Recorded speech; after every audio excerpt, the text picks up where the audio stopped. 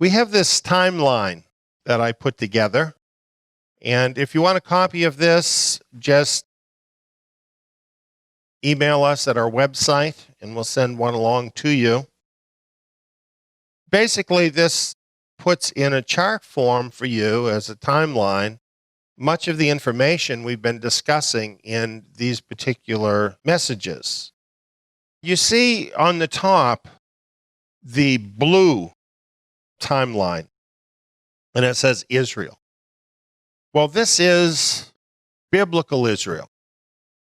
We see the Messiah born at 2 BC, began his ministry at 29, was sacrificed for us on 33. And then it shows James, who was the leader of the church. The church actually being the assembly of the remnant of Israel. And there was a period there, as you can see on this other chart, which is the chart of Judea and what was happening there. There was a period of winnowing that went on. This was a time of separation. What had happened is that Messiah had made the new covenant with those that followed him. And any that entered into that new covenant, they were now part of the real Israel. So what about the ones that didn't enter in? Well, even though they were a bigger number, they were actually a schism that branched off from Messianic Israel, from covenant Israel. So we're going to talk about what happened with them momentarily. But after this, what we just want to see in the timeline is that Israel just continued on. So the idea that Israel was cast off and so on, none of that is really true. Israel continued on under the new covenant. We showed you in history how this continued to be true. This continued to be true under Davidic leadership into the 4th century. Well, basically, what happened with the great Judaic schism is that the majority of the people belonging to various Jewish sects did not put faith in Messiah. So it amounted to them causing a schism or branching off from true Israel. And there was this period in which there was a winnowing effort to help any of them to get back in the right track as possibly could. Many of them did respond, many thousands in fact, and even some, including the leaders, did respond, but many others didn't. And finally, all the things that Yeshua said would happen, happened. There was vengeance that fell upon the apostates. Before it fell, all of the believing Israelites there in Judea, they left the area just before the destruction came, having been saved from that destruction through prophecy of Yeshua. So that destruction is where we're going to start tonight.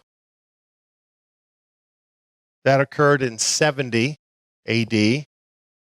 Messiah's prophecy regarding this, he said, they'll fall by the edge of the sword and will be led captive into all nations. Jerusalem will be trampled down by the Gentiles until the times of the Gentiles are fulfilled. Well, this is the starting point for that to happen. This is when actually Jerusalem was trampled down. It was destroyed at this time. The temple was destroyed. And this was the beginning of the period where they, being the apostate Jews, would fall by the edge of the sword and be led captive into the nations. and be trampled. And we're going to see that this really got started with a vengeance, literally, during this early period. Well, we've talked about what happened in 70, and it was a total end to the whole temple system. It was all destroyed. Jerusalem was destroyed. Over 1 million people were killed in the siege of Jerusalem. Many, many more were led captive. Everything that Yeshua said actually happened to those people. But that was not the end of the struggle between the Jews and the Romans. Many people have not heard of the Kittos War. This is such an interesting rebellion of the Jews against the Romans. This happened around 115 to 117. What actually happened, of course, now there were more Jews scattered around in different places than actually were in Judea. So in these various places throughout the Roman Empire, there were uprisings of the Jews. And in these uprisings, they massacred large numbers of Romans and Greeks. Places listed are Cyrene, Libya, Cyprus, Egypt, Mesopotamia, as well as Judea, in different cities in all these places. We're told the Jews waged war on the inhabitants throughout Libya in the most savage fashion. And to such an extent was the country wasted that its cultivators, having been slain, its land would have remained utterly depopulated had not the Emperor Hadrian gathered settlers from other places and sent them thither, for the inhabitants had been wiped out. So what we see from this is, according to historians, in these Jewish uprisings in the Kittos War, it wasn't just the military, the soldiers, that the Jews rose up against and massacred. It was whole populations of people, farmers, just wiping people right off of the land. This had a large impact throughout the Roman Empire. A Roman historian says the Jews were destroying both the Romans and the Greeks. And this is kind of gross, but I want to read it so that you can understand what was happening. He said they would cook their flesh, make belts for themselves of their entrails, anoint themselves with their blood, and wear their skins. Many they sawed in two from the head downwards.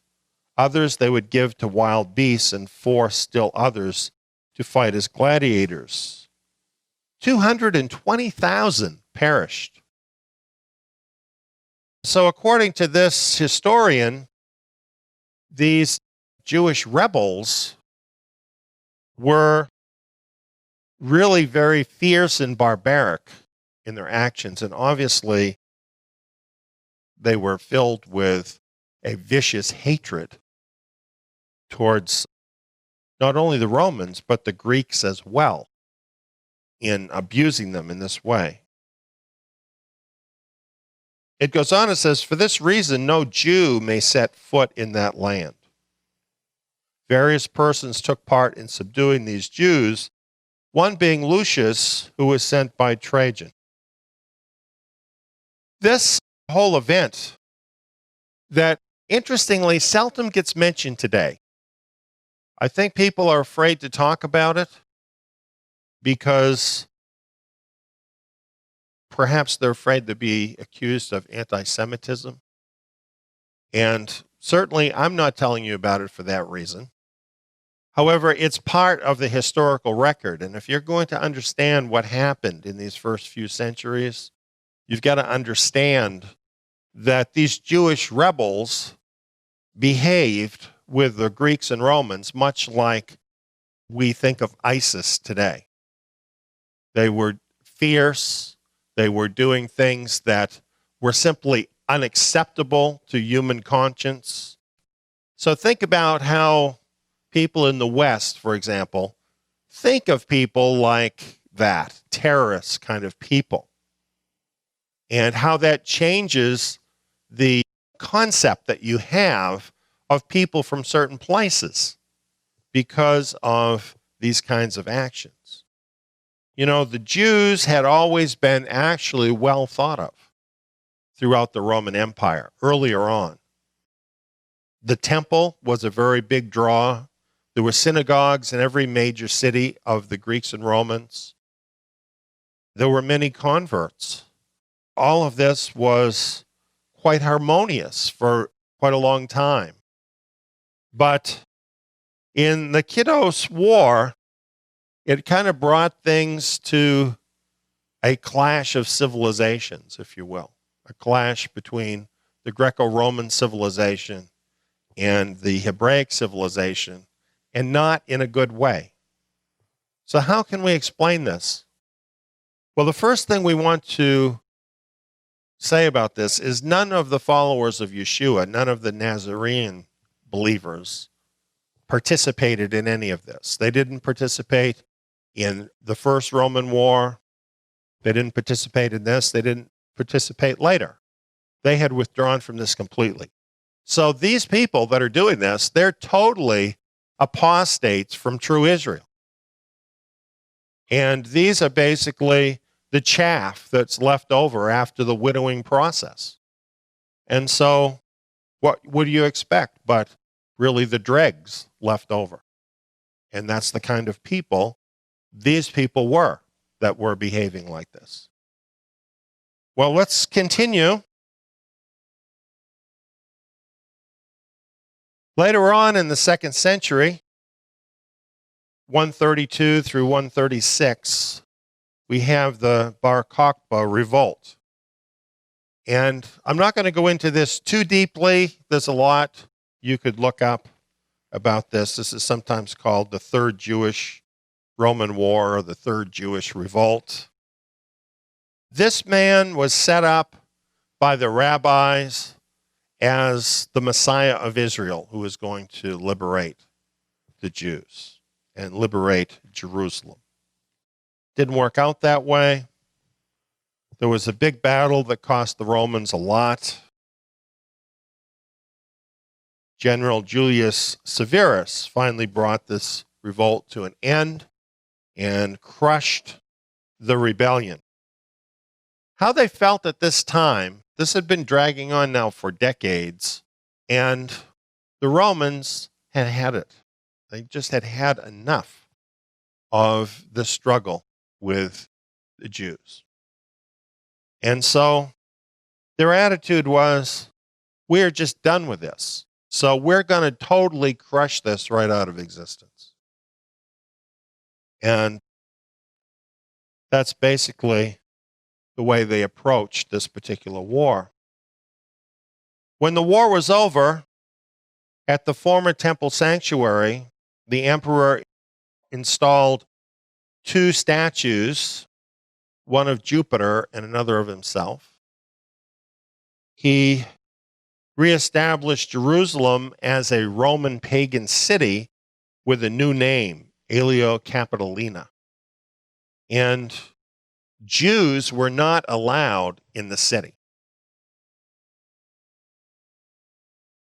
And in an attempt to erase any memory of Judea or ancient Israel, he changed the name, wiped it off the map literally, replaced the name with Syria Palestina. And that came into the English language as Palestine. So that name from the Romans is still used by many today. You can see how complete this really was, because the whole idea was to completely change the character of that land, to turn it into something fully pagan, fully Roman, in which the Jews would not be able to function. So what happened? Well, it says, according to one Roman historian, 580,000 Jews were killed in that war. 50 fortified towns, 985 villages were burned to the ground. Many more Jews died from famine and disease.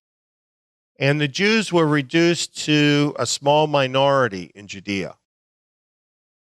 And I should add, a small hated minority. Not only that, the Torah was prohibited. The Hebrew calendar was prohibited. And Jewish leaders and scholars were killed.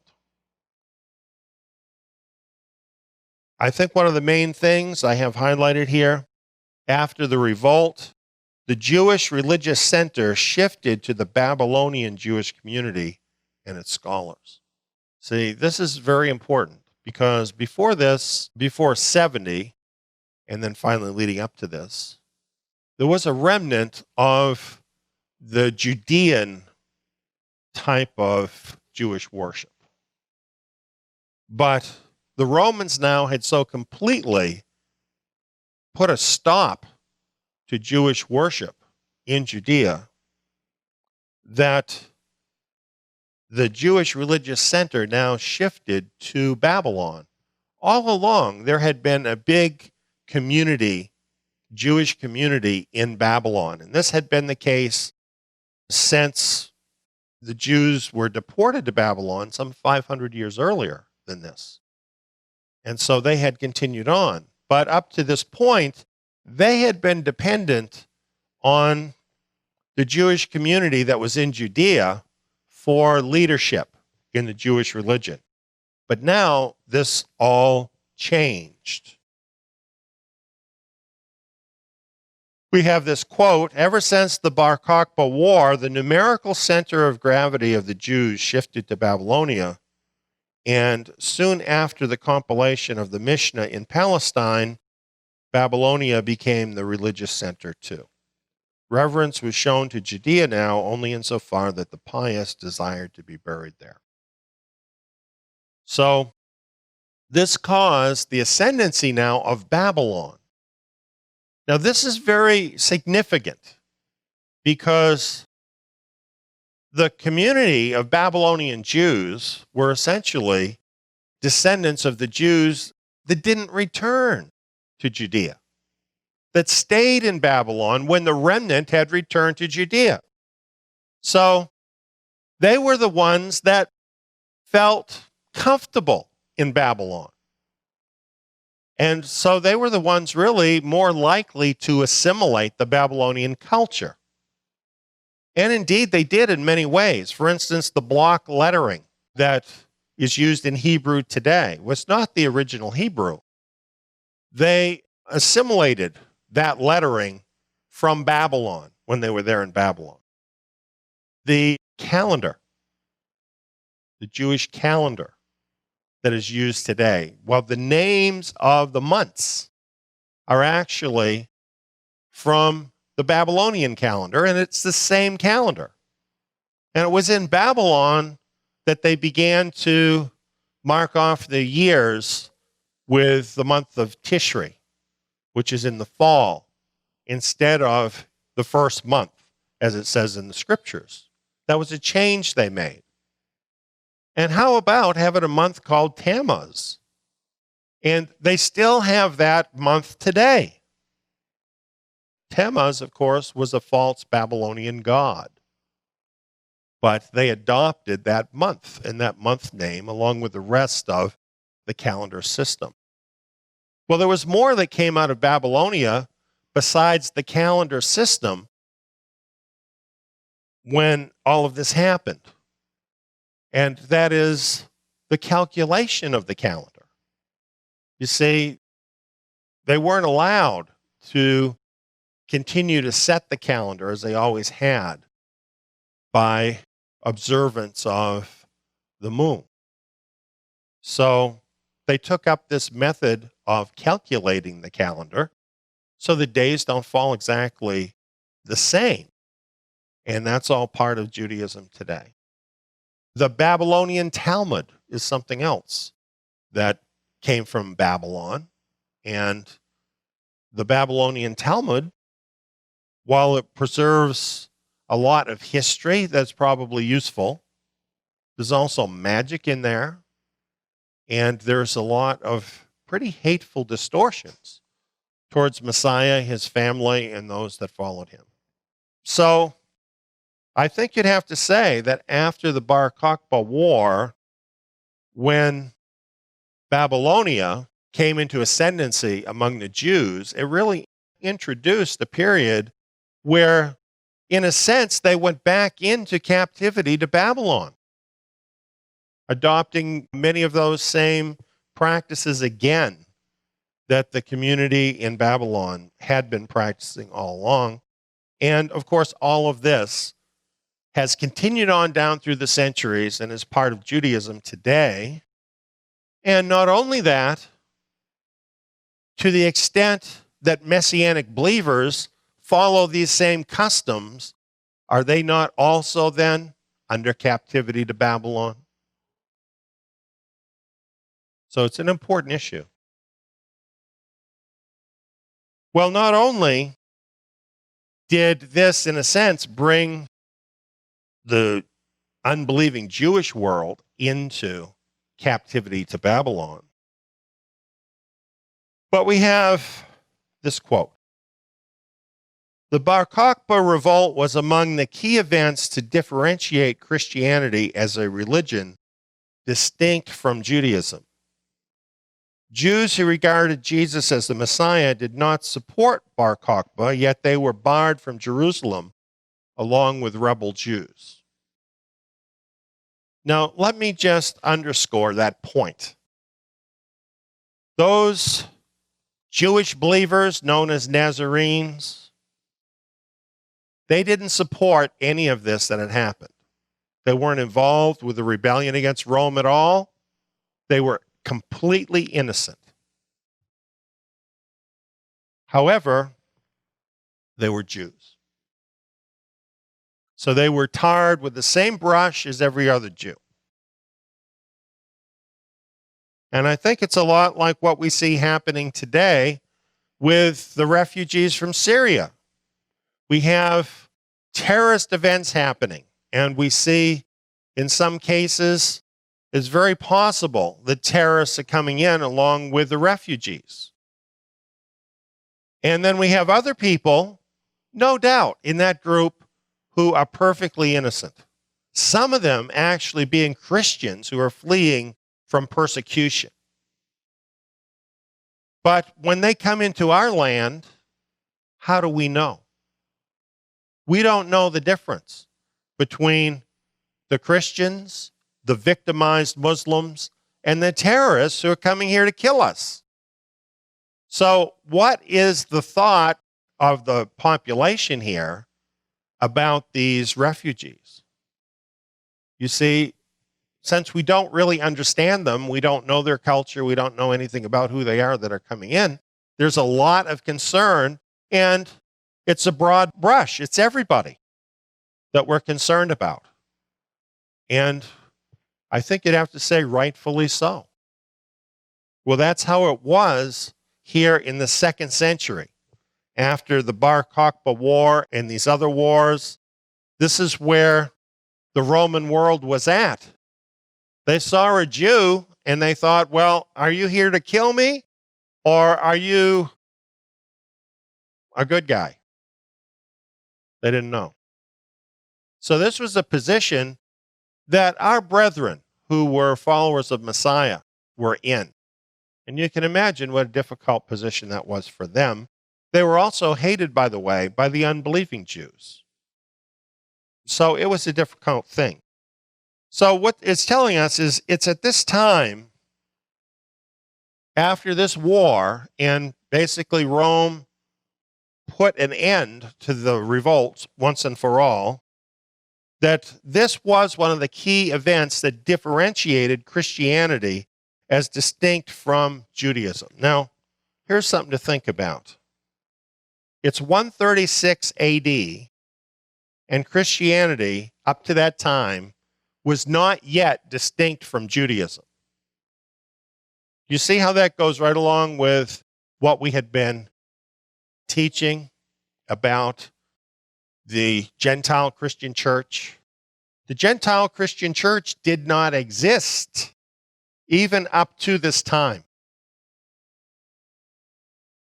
It was still the Nazarene movement. They were still considered a sect of the Jews, the sect of the Nazarenes. It was only after this series of wars with the Jews, when all this hatred was built up against the Jews, that Christianity actually broke off from that first Nazarene movement. And what do you call it when there's the true movement and then others break off from it? That is a schism. That is apostasy away from the truth. That's what that is. And this is the very point in history where this happens. So where is the beginning of Christianity? It's not with the apostles, it's here. I'm going to show you more about that. Here, though, is our chart again. And we're going to try and put this together for you. You see on the chart, we have about 135 AD, the Great Gentile Apostasy. And this is when Greco-Roman Christendom started to surface. And it's because this great hatred for the Jews actually made it possible, gave them an excuse to break away from the leadership, from the Hebraic leadership that they were under up until that time. Here's the guy that was the first one to actually document this. His name was Justin Martyr. He was born in Neapolis, in Judea. This is modern-day Nablus. He was a pagan, and he called himself a Gentile. He's thought to possibly have descended from a Roman diplomatic community that had been sent there. So what does this mean? Well, this means he has very close ties to all these wars that happened, right? His family was on the side of the Romans in these wars. So how is he going to feel about the Jews? Well, there's more about him. He was an educated man, schooled in all the major philosophical schools of that time with the pagan philosophies that were popular in the day. And he went through a period of years studying these things, studying these various pagan philosophies. When in Syria, in other words, probably Judea, he happened upon a man who seems to be a Syrian Nazarene. And that man told him about the Messiah. Justin was moved by what he heard from this man about the Messiah, so he adopted his own version of the story about the Messiah. I say his own version because I think what he did next kind of tells us that he was still doing his own thing. Instead of becoming a part of the Nazarene community, he adopted the dress of a philosopher. And you know, these Greek philosophers had a certain way that they looked, just like we have in our culture. You can kind of tell different people by the way they dress. So he presented himself as a philosopher, went around teaching a version about the Messiah that wove in a lot of things from philosophy, from Greek philosophy. Finally, he went to Rome, established a school there, taught at that school until he was beheaded.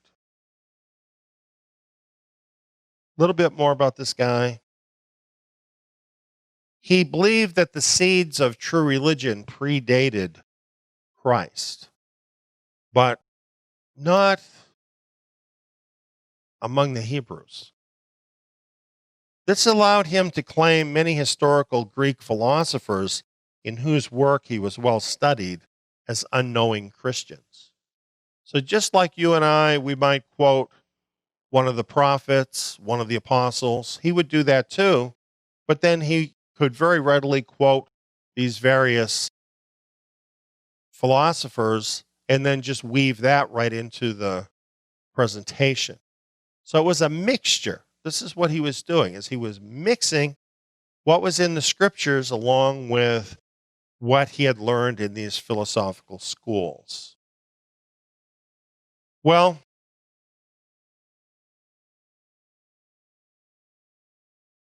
this is an interesting quote, I think. One scholar discovered blemishes in Justin's theology, which he attributed to the influence of pagan philosophers. Other scholars recognized he was a thorough Hellene. In other words, he was totally Greek through and through. And they say because he was a Gentile, he did not fully understand the Old Testament foundation of Paul's teaching. And therefore, he modified the character of his Paulism. So, in other words, because he didn't really understand the Old Testament, when he read Paul's words, he interpreted it differently than what Paul meant, because Paul was speaking from a Torah base. Now, this is really a big thing because Justin was the first of the so-called church fathers to express ideas that were anti-Hebraic. He was against the Jews. And of course, this gave him a license to then adopt a more Greek idea of the Messiah.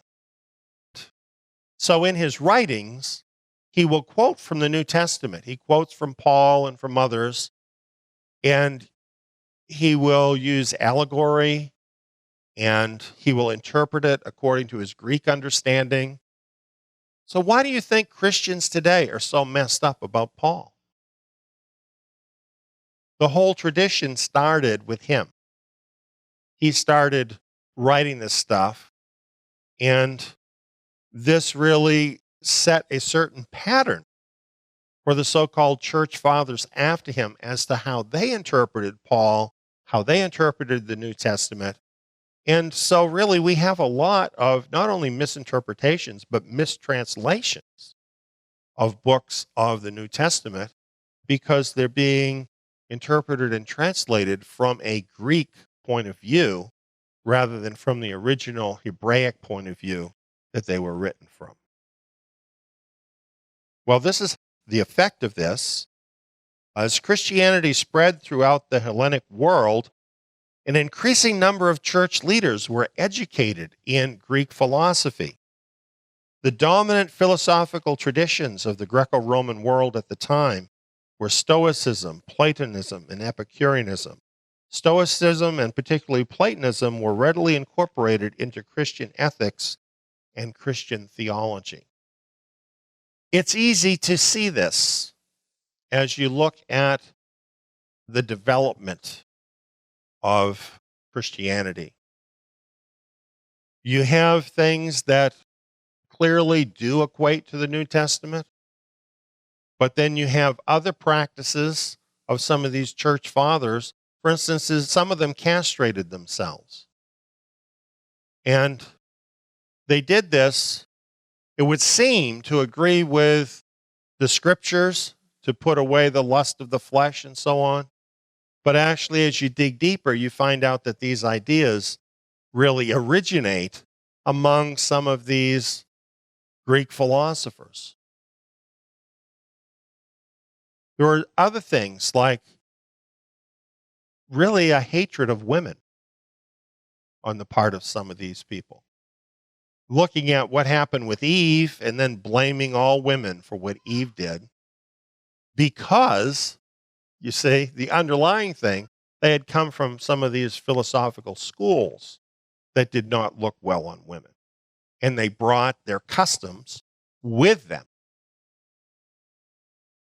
Other kinds of things like celibacy and enforced celibacy.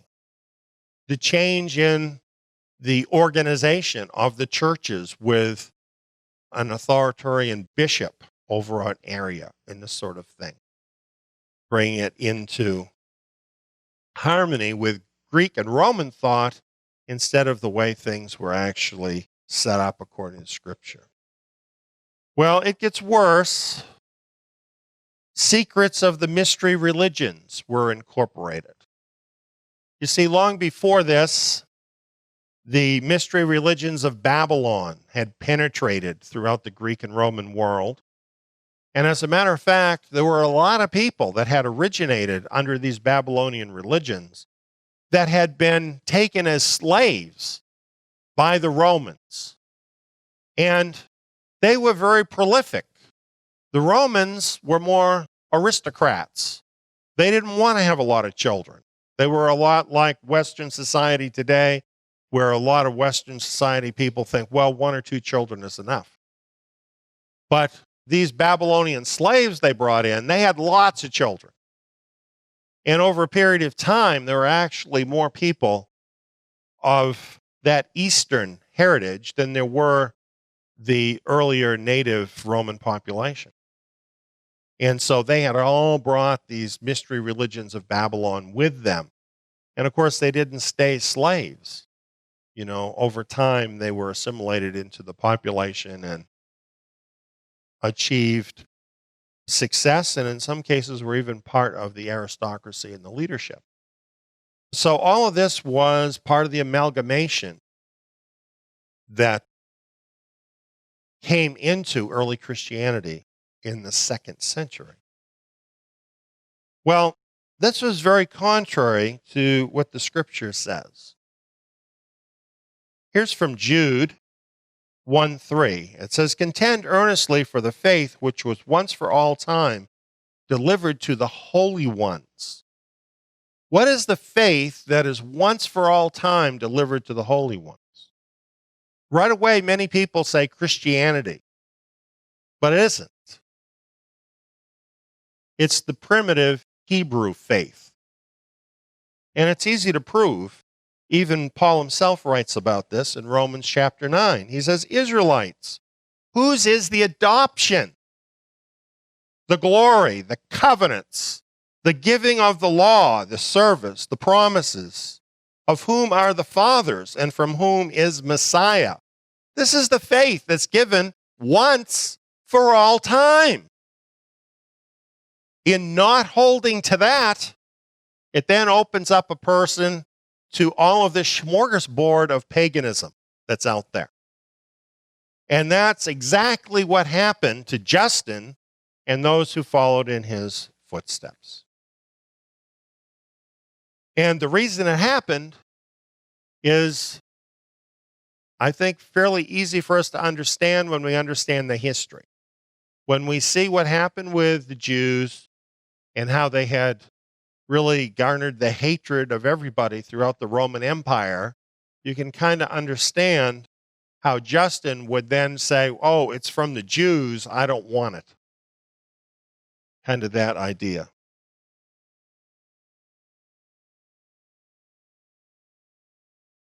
Justin wrote a work called Dialogue with Trypho, which is his principal polemic against Judaism.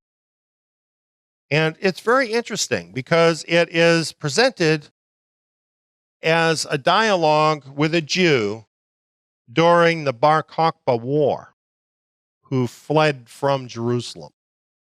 So it's very close to these historical events we've been talking about. And obviously, this was formative to Justin's ideas to actually have a Jew who's a survivor of these wars as the person that he's dialoguing against. In this dialogue, what we find Justin doing is a lot of figurative interpretations of the scriptures. Rather than literal interpretations of what the scriptures say, he imposes this spiritualization on everything. And this is very much according to the Greek philosophers. This is what they do. They just have a lot of this sort of thing where they spiritualize things. And he was bringing this into his view of the scriptures in talking with this Trypho, who probably is an imaginary person. Justin's invective against Jews and Judaism entered the mainstream of Christian thought and became a sinister influence which contributed not a little toward the development of what is known as Christian anti-Semitism. He was, in fact, the first Christian anti-Semite. And all of the church fathers that followed him, they all had negative things to say about the Jews.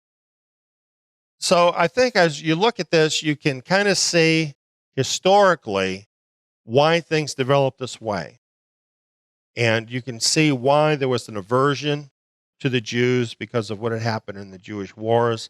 You can see why these Gentiles who came up in this Greek mixture of various kinds of paganism would react the way they did, and how Justin happened to be the person that crystallized this so that then everybody could start quoting him. It could start the ball rolling for Gentile Christianity.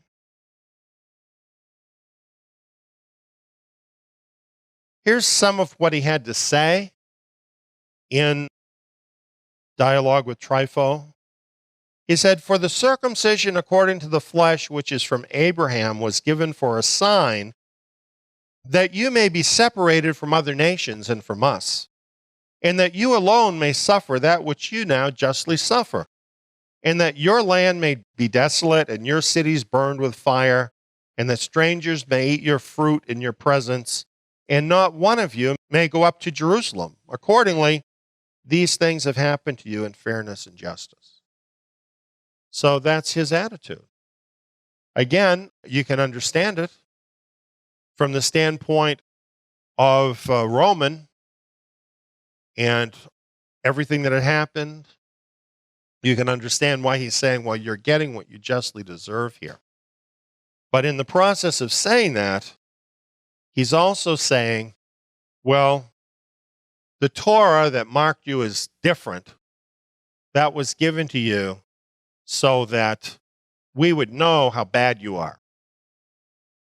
And so therefore, the Torah became something bad. It became a punishment. That's how he saw it. Now here's more that kind of goes along with that, of how he reduced the Torah to a punishment on the Jews.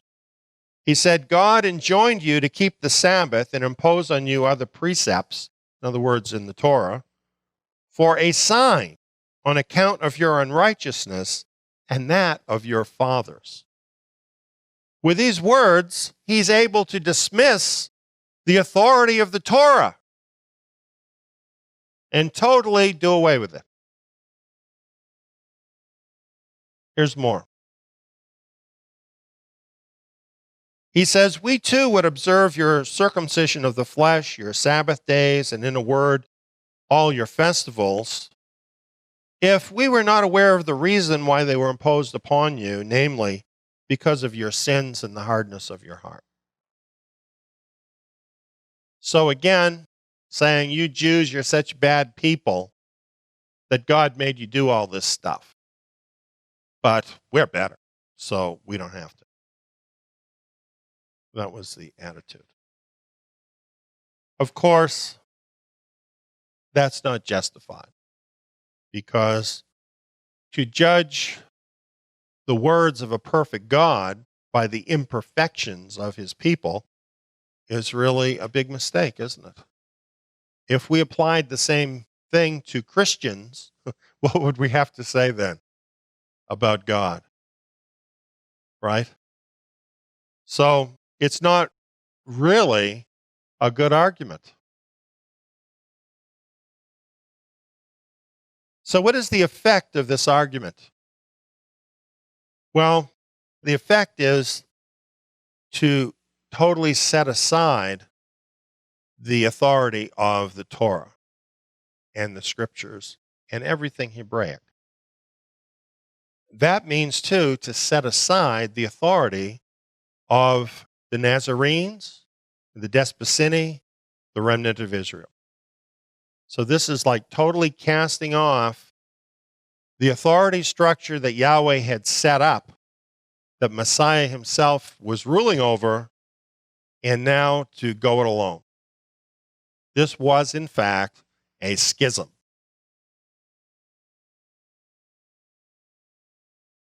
Well, this, unfortunately, was not just Justin. As we see here, Irenaeus, who was another real giant among Christians, we're told, was very familiar with Justin's writings and starts from Justin in many of the things that he says. So in other words, he's picking up from what Justin said and he's taking it further. So like I say, Justin started the ball rolling, and then the other church fathers just kept pushing this further and further. Now let's, for example, look into the next century at Origen of Alexandria. This is what he had to say. We may thus assert in utter confidence that the Jews will not return to their earlier situation, for they have committed the most abominable of crimes in forming this conspiracy against the Savior of the human race. Hence, the city where Jesus suffered was necessarily destroyed, the Jewish nation was driven from its country, and another people was called by God to the blessed election. So, how long have Christians thought that? For a very long time. And it started with these early church fathers. You notice they're totally ignoring the fact that there's still a remnant of Israel called the Nazarenes who are following Messiah. They're totally ignoring those people even exist. And they're painting all of the Jews with the same brush. They're all Christ killers. Is that right? Of course it isn't right. Not only that, the Jews that lived in that generation, they didn't kill Christ, did they? They weren't there. They weren't part of it. Can you hate all of those individual Jews because of something that had happened now almost 200 years earlier?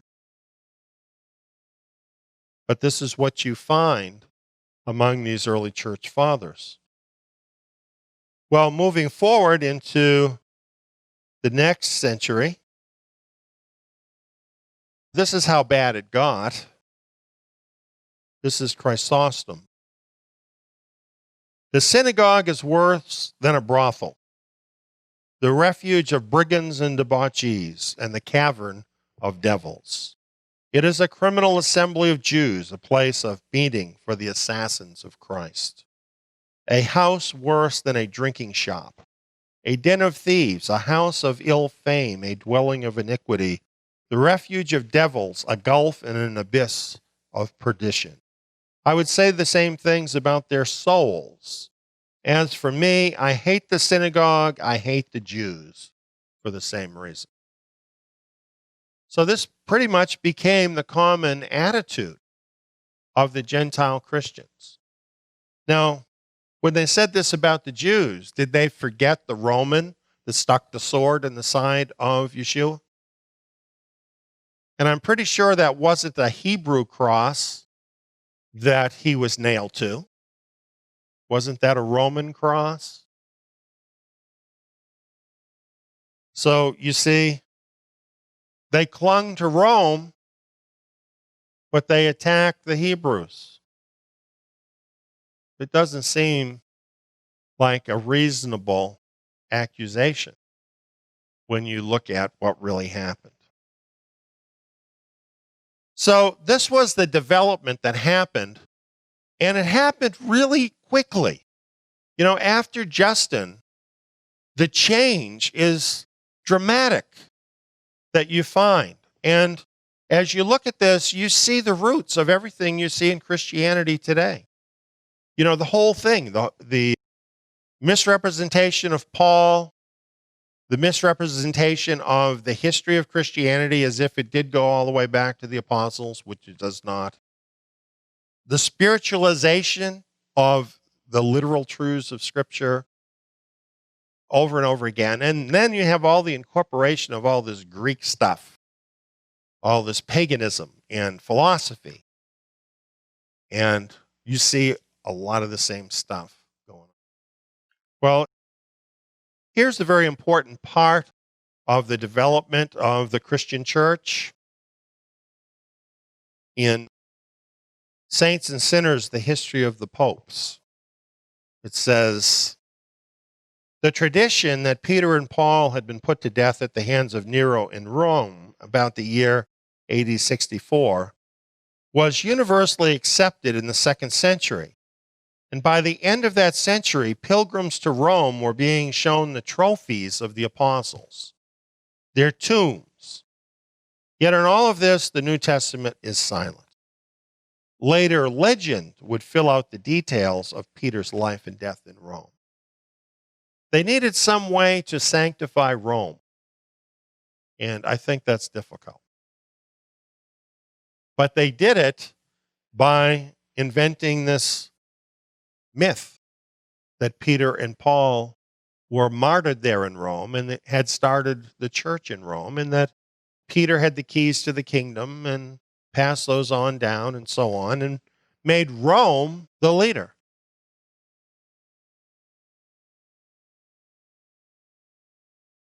Goes on, these stories were to be accepted as sober history by some of the greatest minds of the early church, Origen, Ambrose, Augustine.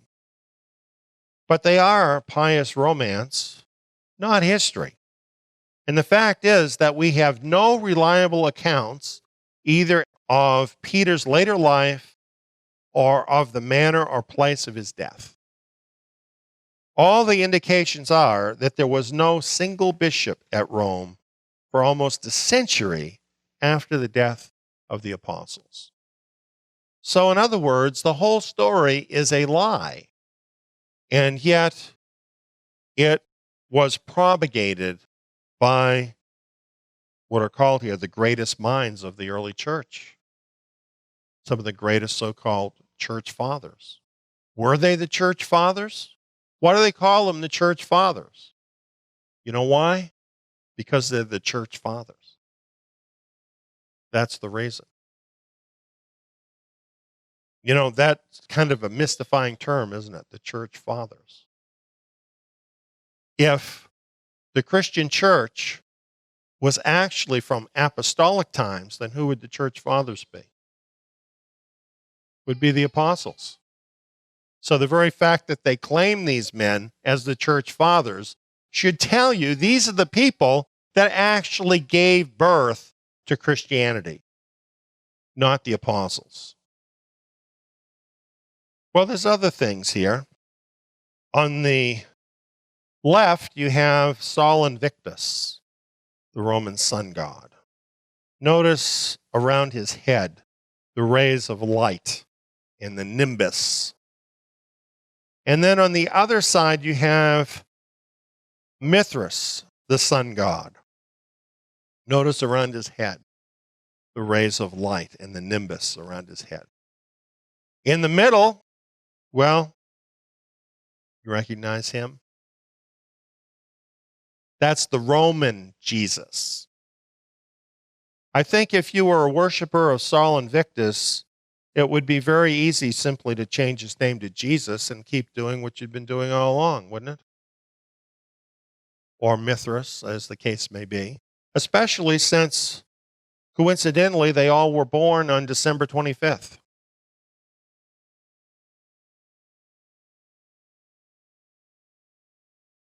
The changes in the church over the first 4 centuries were bound by a subtle but common thread: sun worship.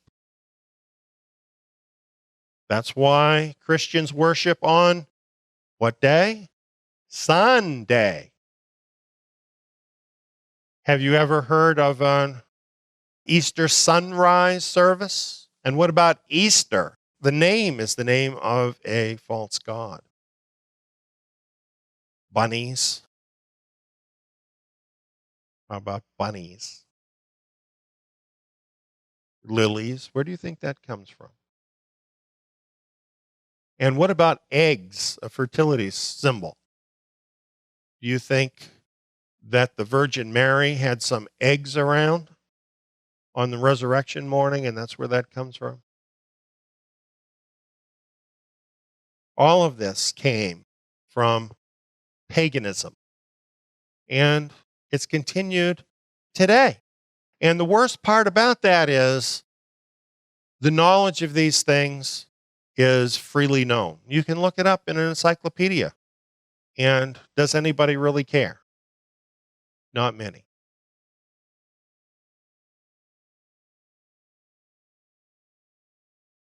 In the book Search of Early Christianity, it says this: as this massive apostasy from his teachings was taking place, what happened to the group labeled Jewish Christians?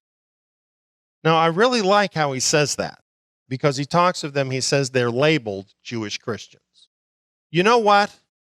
In every Christian history book that I've ever seen, when they talk about the people that are clearly called Nazarenes in Scripture and through history, they call them Jewish Christians. And they're taking their name of Christian and just extending it back. And that's a lie. They were never Jewish Christians. They were Messianic Jews, which is an entirely different thing. And they continued to be Messianic Jews after the Gentile Christians were worshiping the sun god. Does it make me mad? Yeah, it does.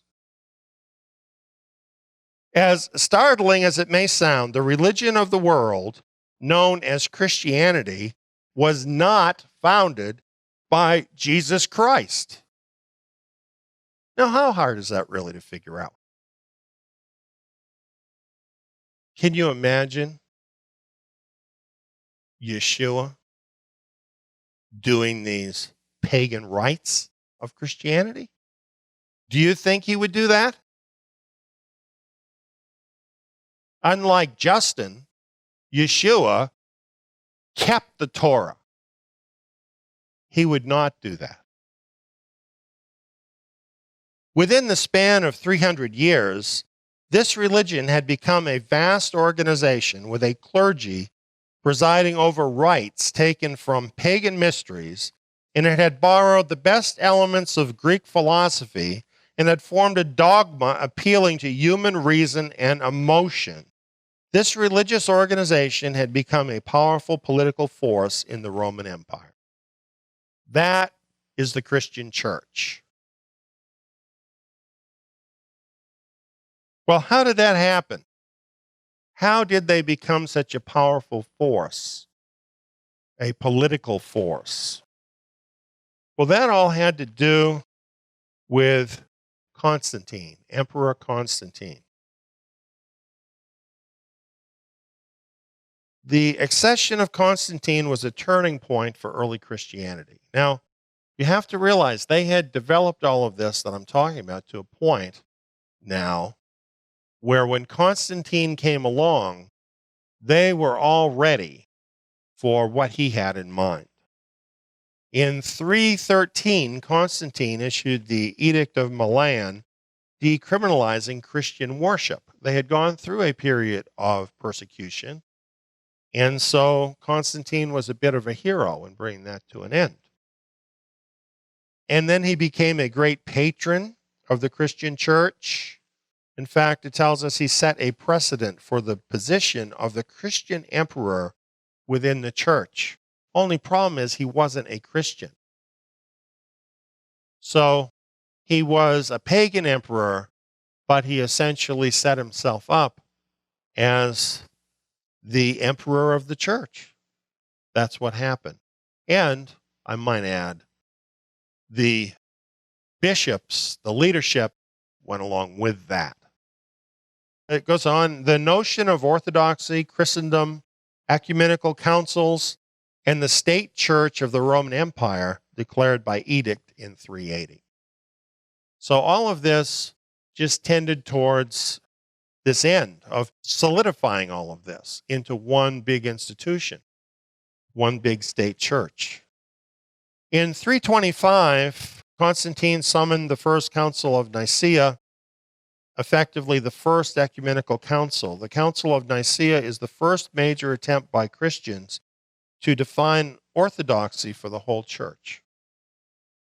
So, under Constantine, in his desire to pull together his empire and bring harmony between the different religious elements, he had this big meeting, and he wanted the Christians to be easier to control. So by basically crystallizing their leadership under his control, then he is able to maintain leadership in his empire, unity between these different groups. And this is clearly the reason why you see this about Christianity, that they adopted Christmas, for example, which is the birthday of these other gods. They adopted a lot of things that's the same as these other gods. And it's Constantine's effort here, taking elements from things that are already done, bringing it all together to amalgamate all the religions together under Christianity.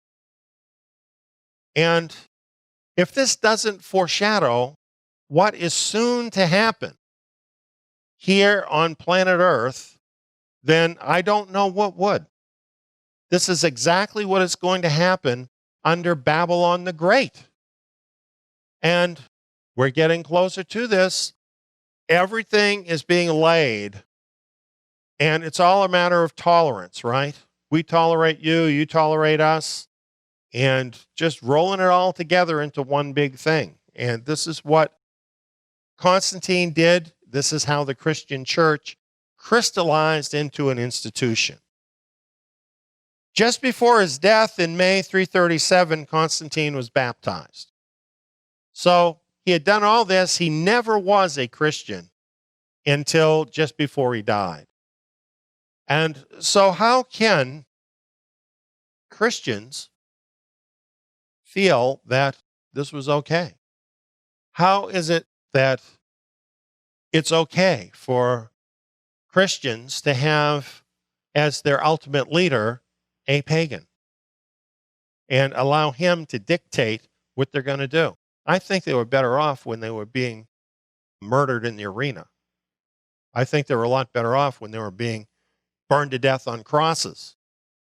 What this represents is a complete capitulation to the Romans. You know, sometimes if you can't get what you want with the stick, you use the carrot. And that's basically what Constantine did. And the success of it was monumental for the kingdom of darkness. Before this happened, before the Council of Nicaea, just a few years, according to the Irish priest Malachi Martin, someone who had access to Vatican records that you and I would never see. He wrote this in The Decline and Fall of the Roman Church. He says a meeting took place between Sylvester, who was the bishop of Rome, and Jewish Christian leaders. This is in 318. The oldest of these He calls them Christian Jews. They were Nazarenes. Spoke on behalf of the Despacini. He tells us who the Despacini are. And I'm not including all that here. I couldn't fit it all in my chart. Now, I talked about this in an earlier presentation about the Despacini. And who they are is these are the relatives of Yeshua Messiah, of his family. These are descendants of David. And they had actually led the assemblies essentially up to the time of Justin. Malachi Martin acknowledges that in this part of his book. Now, he talks about their demands. He says the Despacinis demanded that Sylvester, who now had Roman patronage, revoke his confirmation of the authority of the Greek Christian bishops at Jerusalem, in Antioch, in Ephesus, and in Alexandria, and to name Despacinos bishops to take their place. So he's telling them the Despacini should be the ones, as they were in the past, that are the leaders. It says also, they asked that the practice of sending cash to Jerusalem as the mother church be resumed, that they would get support in leading the believers. But it says these blood relatives of Christ demanded the reintroduction of the law, which included the Sabbath and the holy day system of feasts and new moons of the Bible. What were they really saying to this man, Sylvester, this bishop? To me, this reads like what was happening is they were reproving him. They were telling him, you're on the wrong path. If you want to get on the right path, this is what you need to do. And they weren't looking for a compromise with evil. They were saying, do the right thing, and this is what the right thing is.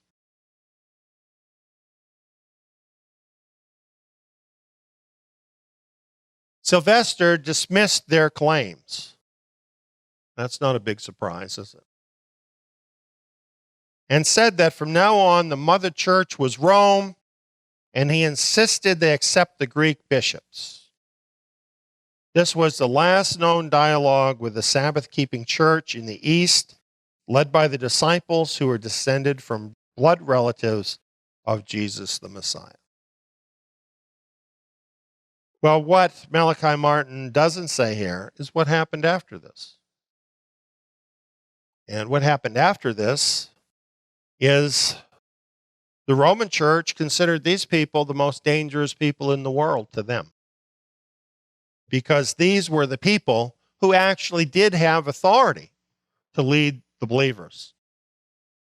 And therefore, they were hunted down, they were chased, they were driven into obscurity, driven underground, and they're very hard to find after this particular meeting.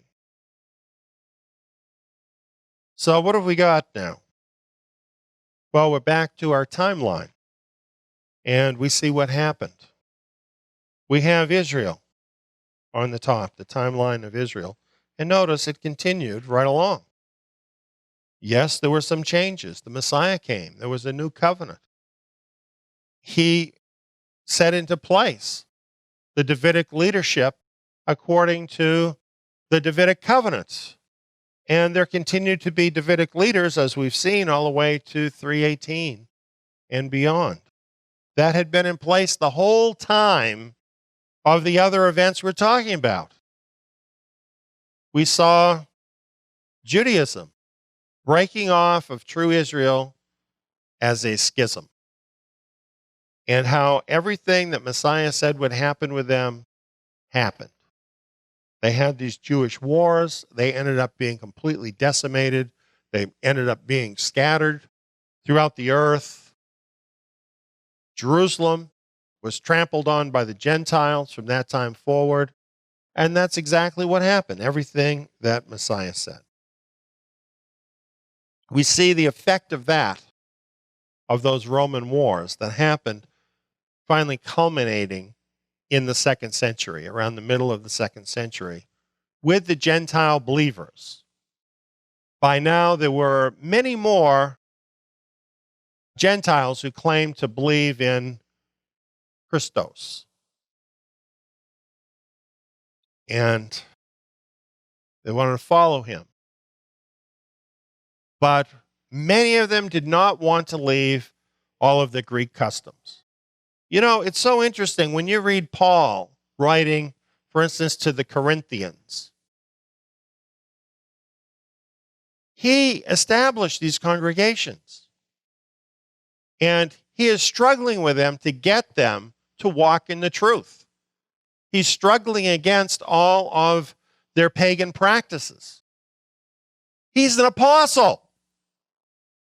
So it's no big surprise, really, that finally in the 2nd century, the Gentiles completely broke away.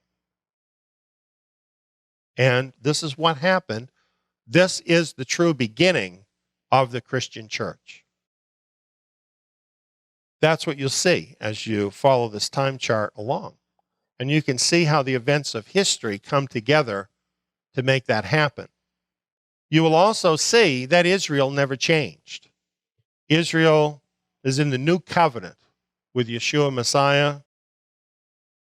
There was Davidic leadership set up over Israel. And here's the deal. Yahweh has one plan. People can try to change his plan. This is what the Christian church has done, even trying to rewrite history, saying, no, oh, we're the real ones. When actually what they are is a schismatic group, a sect that broke off from the real followers of Messiah, trying to lay claim to that apostolic background. It does not belong to them. And Yahweh knows that. The Messiah knows that. And the hopes that so many have, thinking they're part of the church, that they're going to be raptured off to be with Messiah, that the church is going to be raptured away and rescued so those awful Jews can be dealt with. Well, guess what? None of that is going to happen. If you're a Christian and you live your normal life, you are going to go through the Great Tribulation. Are you ready for that?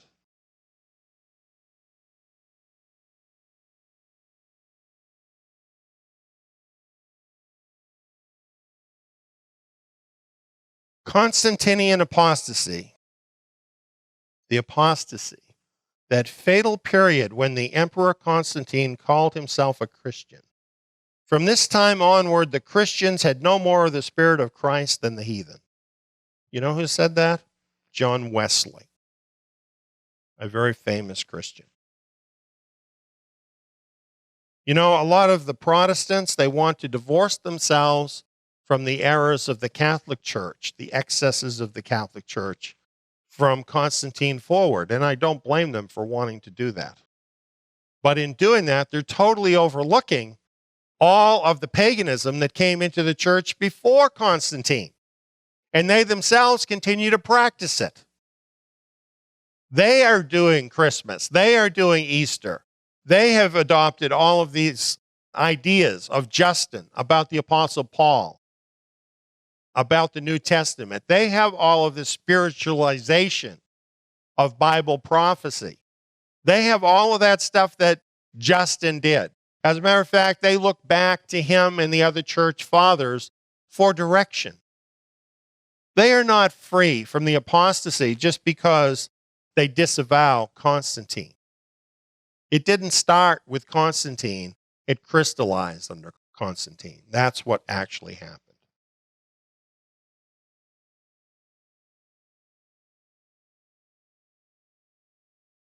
In another book, Ancient, Medieval, and Modern Christianity, it says Christianity began with very simple practices all taken from Judaism. Then they were amplified, and gestures familiar to the pagans were added. It is sometimes very difficult to tell exactly from which pagan rite a particular Christian rite is derived.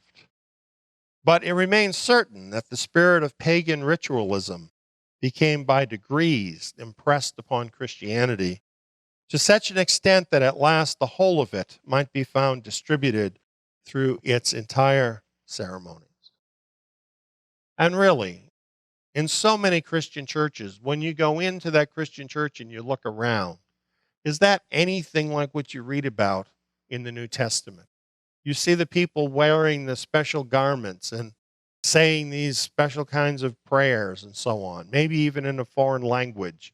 You see these holy items that they have, and in some cases you have idols right in the church. Can you imagine any such thing among the apostles of Yeshua Messiah? Where did all that come from? Where did it all come from? Well, it's telling us this all came from paganism, and most of it came in during this period we're talking about. When you look at all this, it's little wonder that Rome was often referred to as Babylon.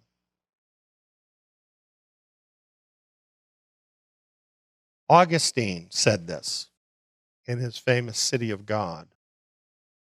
To be brief, the city of Rome was founded like another Babylon, and as it were, the daughter of the former Babylon, by which God was pleased to conquer the whole world and subdue it far and wide by bringing it into one fellowship of government and laws. Now, here's the interesting thing about Augustine. You would think if somebody is saying, well, Rome is Babylon, they're thinking that's a bad thing, right? That's what he's thinking. The city of God is Rome. He's saying that God used Rome to consolidate his kingdom. He's speaking of Rome and Babylon in a positive light. This is what the thinking was. A modern day cardinal in Faith of Our Fathers said the penetration of the religion of Babylon became so general and well known that Rome was called the New Babylon. And this is true. The Jewish literature also calls Rome Babylon. And Peter speaks of Babylon, and many people think he's really speaking about Rome. The book of Revelation speaks about Babylon. And I believe it's speaking to people of our day. In the book of Revelation, Revelation 17 goes on quite extensively to identify Babylon the Great of the tribulation period. And there are many identifiers that track closely with Rome. One of the things is that it's on 7 hills, as Rome is on 7 hills. There's other things there. And after laying out all of this information, it says, an angel cried with a mighty voice, saying, fallen, fallen is Babylon the Great, and she's become a habitation of demons, a prison of every unclean spirit, and a prison of every unclean and hateful bird. I heard another voice from heaven saying, come out of her, my people, that you have no participation in her sins, and that you don't receive of her plagues. For her sins have reached to the sky, and God has remembered her iniquities. There are benefits to understanding history.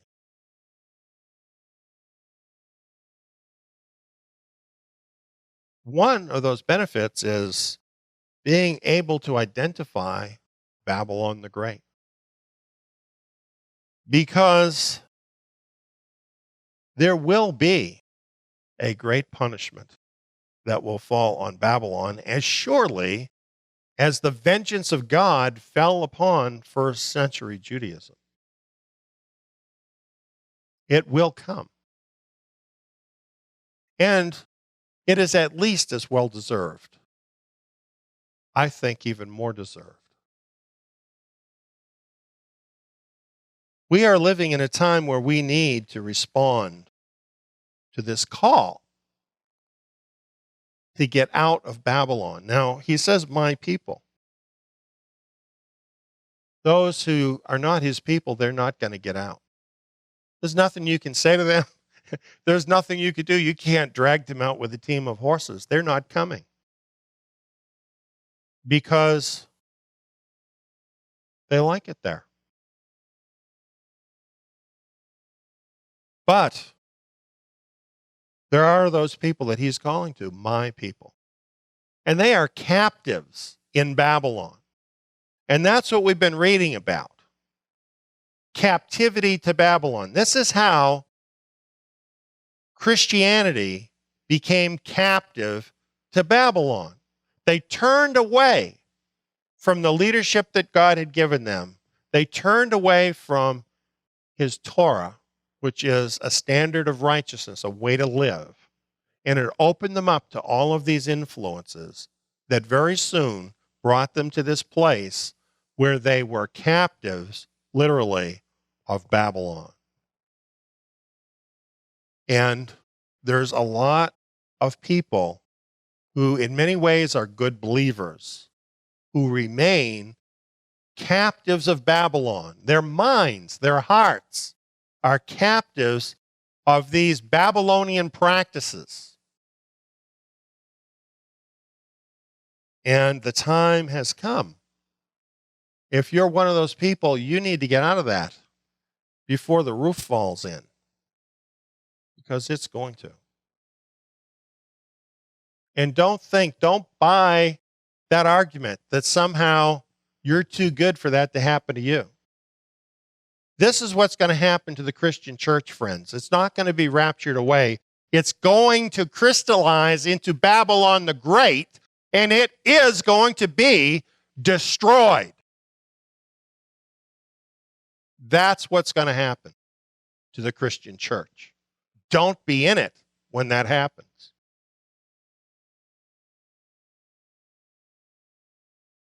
That's the importance for us, for all of this history. And I hope you've been blessed by it.